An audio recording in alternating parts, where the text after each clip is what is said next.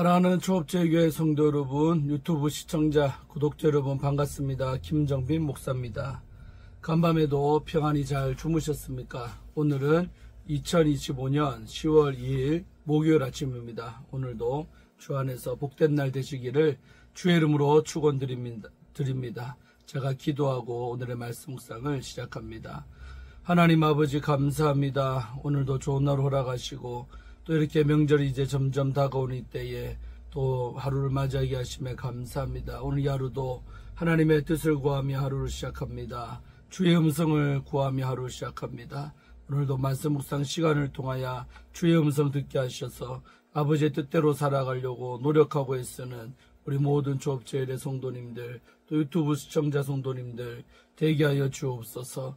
이 시간을 주께 의탁하옵고 우리를 죄에서 구원하신 예수님 이름으로 간절히 기도하옵나이다. 아멘. 할렐루야. 좋은 아침입니다.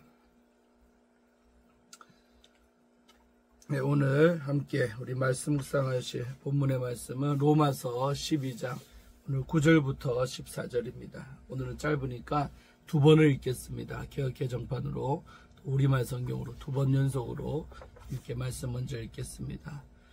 사랑에는 거짓이 없나니 악을 미워하고 선에 속하라. 형제를 사랑하여 서로 우애하고 존경하기를 서로 먼저 하며 부지런하여 게으르지 말고 열심을 품고 주를 섬기라. 소망 중에 즐거워하며 환난 중에 참으며 기도에 항상 힘쓰며 성도들의 쓸 것을 공급하며 손대접하기를 힘쓰라. 너희를 박해하는 자를 축복하라. 축복하고 저주하지 말라. 아멘. 우리말 성경으로 한번 더 읽겠습니다. 사랑에는 거짓이 없어야 합니다. 악한 것을 미워하고 선한 것을 붙드십시오. 형제의 사랑으로 서로 사랑하고 서로 먼저 존경하며 열심을 내 일하고 성령으로 뜨거워진 마음으로 주를 섬기십시오. 소망 가운데 기뻐하고 환난 가운데 참으며 기도에 항상 힘쓰십시오. 성도들의 쓸 것을 공급하고 나그네를 대접하는 일에 힘쓰십시오. 여러분을 핍박하는 사람들을 축복하십시오. 축복하고 저주하지 마십시오. 아멘. 오늘 함께 먼저 본문 말씀 우리 주의하도록 하겠습니다.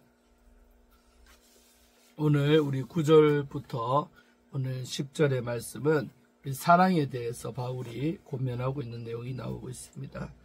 먼저 바울은 사랑의 속성에 대해 거짓이 없다라고 언급을 합니다. 이에 해당하는 헬라어는 아니오크리토스라는 형용사인데 이는 영어로 genuine 혹은 신시어로 번역이 가능하며 진실한, 진정한, 순수한 이라는 의미로 이해할 수가 있습니다.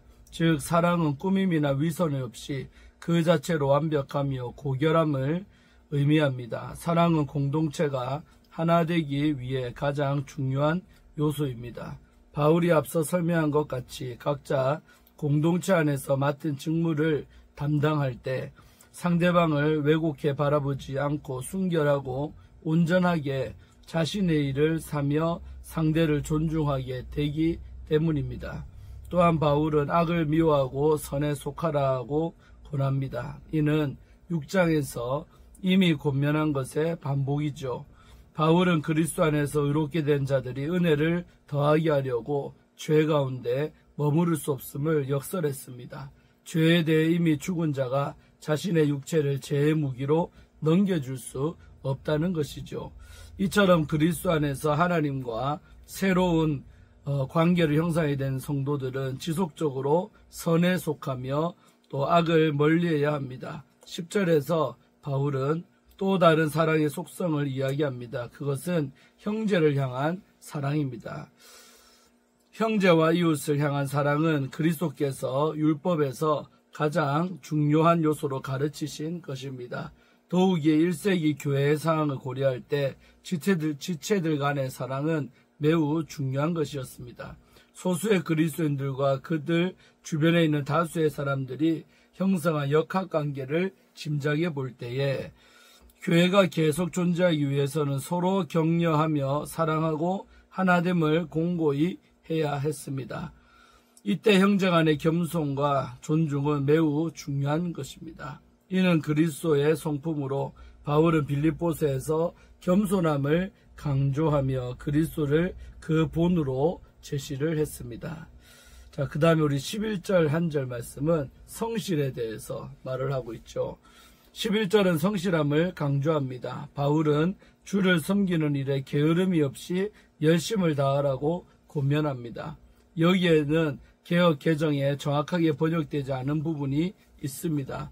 헬라어 성경에 토프 뉴마티 제온테스를 개역 개정은 열심을 품고로 번역을 이렇게 한글로 했습니다. 하지만 이를 직역하면 불타는 영으로라는 뜻을 갖게 됩니다. 푸뉴마는 대부분 삼위격인 성령을 뜻하지만 때로는 사람의 영을 의미하기도 합니다. 그렇다면 이 구절은 중의적인 해석이 가능하다는 거죠. 먼저는 신자가 하나님을 섬기는 수단이 불타는 성령이라고 해석을 할 수가 있습니다. 또 다른 해석은 하나님을 이 불타는 심령으로 섬기라는 권면으로 또 이해할 수가 있습니다. 즉 바울은 식지 않은 열정, 멈추지 않고 역동적인 섬김과 또 순종의 모습을 그리고 있는 것이죠. 자, 그 다음에 우리 12절 한 절은 또 소망과 인내에 대해서 말을 하고 있습니다. 12절은 소망과 인내와 기도를 이야기를 합니다. 예수님도 제자들에게 세상에서는 너희가 환난을 당하나 다 담대하라 내가 세상을 이겨노라 고 이렇게 요한복음 6장 33절에서 말씀하셨죠. 즉 그리스도인은 주님이 다시 오실 날을 기대하며 소망으로 인내하는 삶을 살 수가 있습니다. 누가복음 18장 과부의 비유를 통해서도 예수님은 인자가 다시 오실 날에 대해 말씀하시면서 기도의 중요성을 일깨워 주십니다. 세상은 성도가 가지고 있는 믿음과 다른 가치를 추구합니다. 그리고 세상은 마지막까지 원수의 지배 아래에 있기 때문에 하나님의 자녀들은 어려움을 경험할 수가 있습니다. 그럼에도 성도가 아주 낙심하지 않을 근거가 있습니다. 성도들에게는 신원하시고 갚아주시는 의로우신 우리 하나님을 향한 소망이 있다는 것입니다. 따라서 이 땅을 살아가는 성도들은 환난 중에 인내하며 고난 중에 기도로 견디는 삶을 살아가야 합니다. 아멘. 자, 우리 13절 한 절은 또 자비와 양선에 대해서 말을 하고 있습니다.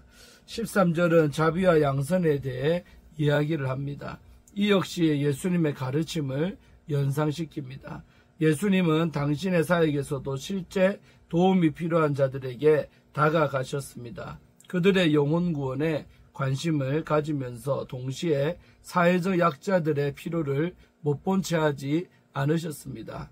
예수님의 사역은 고아, 또 과부, 세리, 죄인, 또 병자, 귀신 들린 자들에게 집중이 되어 있습니다.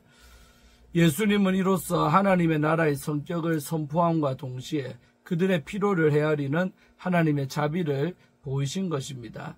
구제와 섬김은 바울에게도 매우 중요한 사역이었습니다. 1세기 교회 구성원 중 대부분이 사회적 약자였음을 감안할 때 서로의 필요를 나누고 서로 돕는 것은 교회의 존속을 위해 매우 중요한 것이었습니다. 바울 역시 가장 중요하게 생각한 사역 중 하나가 연보 사역이었습니다. 교회가 소수의 멤버로 구성되어 있으며 그마저도 하층민이 주요 계층임을 감안하면 함께 필요를 나누고 성도가 쓸 것을 공급하는 것은 교회가 감당해야 할 매우 중요한 사역이었지요.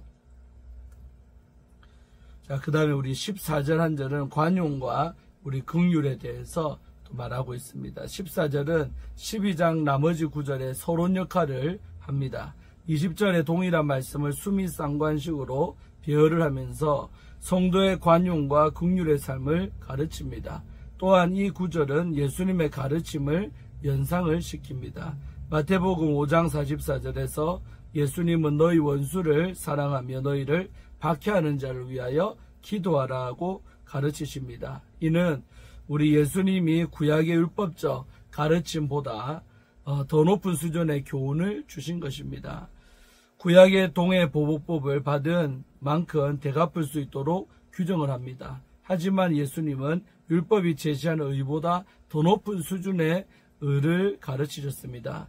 바울 역시 성도들의 덕스러운 삶을 규정하면서 율법 조항에 얽매인 삶이 아니라 그것을 초월하는 윤리를 제시합니다. 그렇다면 왜 성도들은 관용과 긍휼을 베풀어야 합니까? 그것은 예수님을 닮아가는 성화의 삶에 매우 중요한 요소이기 때문이죠. 예수님은 무지한 자들의 비난을 받으시고 그들을 위해 기도를 하셨습니다. 죄 없으신 예수님이 죄인의 손에 죽으시면서 그들을 정죄하거나 비난하지 않으셨습니다. 성도들도 산제물로 드려지는 삶을 살기 위해 그리스도를 닮아야 합니다. 아멘. 네, 오늘 마지막으로 함께 우리 사랑으로 예배합니다 라는 주제를 갖고 한번 말씀을 나누겠습니다. 예, 삶으로 드리는 예배란 단지 교회 안에서 드리는 종교적인 행위에 그치지 않습니다. 삶 전체로 하나님을 드러내는 것이 성도가 드려야 할 산제사입니다. 특히 오늘 본문은 삶의 예배가 사랑이라는 열매로 나타나야 함을 보여주고 있습니다. 하나님이 찾으시는 예배자는 누구입니까? 바로 하나님의 사랑으로 사랑하고 섬기는 성도입니다. 9절은 사랑의 본질을 3가지 명령으로 요약을 합니다. 사랑에는 거짓이 없나니 악을 미워하고 선에 속하라. 여기서 거짓이 없다는 말은 바로 아니포크리토스로 위선적이지 않은 가식 없는 그런 사랑을 의미합니다. 진짜 사랑은 연기하지 않습니다. 겉으로 미소 짓고 속으로는 판단하는 것이 아니라 마음 깊은 곳에서 우러나는 진실한 것이 바로 사랑입니다. 또한 사랑은 도덕적 기준을 잃지 않습니다. 악을 미워하고 선에 속하라고 이렇게 표현해서 보듯이 악에 대해서는 몸서리치듯이 거부하고 또 선에 대해서는 접착제처럼 꼭 붙어 있으라는 강한 명령이 바로 담겨 있습니다. 팀 켈러는 이 구절을 다음과 같이 해석을 합니다. 참된 사랑은 진리를 중요하게 생각한다. 사랑하는 사람의 죄와 맞서기를 두려워하는 것은 사랑받고 싶은 이기적 욕망일 뿐 참된 사랑이 아니다라고 말합니다.